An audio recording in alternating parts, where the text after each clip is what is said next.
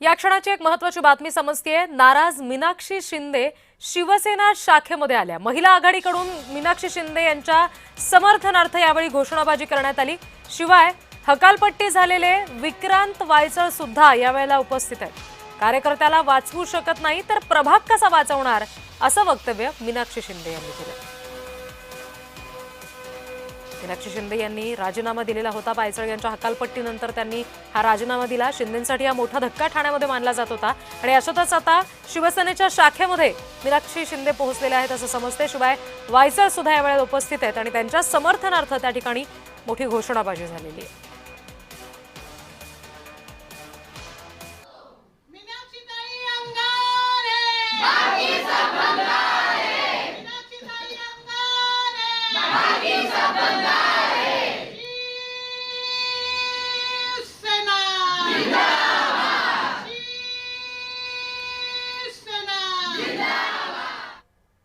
एका कार्यकर्त्याचा आमच्या राजीनामा घेतला आणि त्याच्यामुळे पालक म्हणून माझी भूमिका अशी होती की त्याचा राजीनामा घेत असताना मला जर कळवलं असतं तर मी त्याच्यावर भूमिका स्पष्ट केली असती।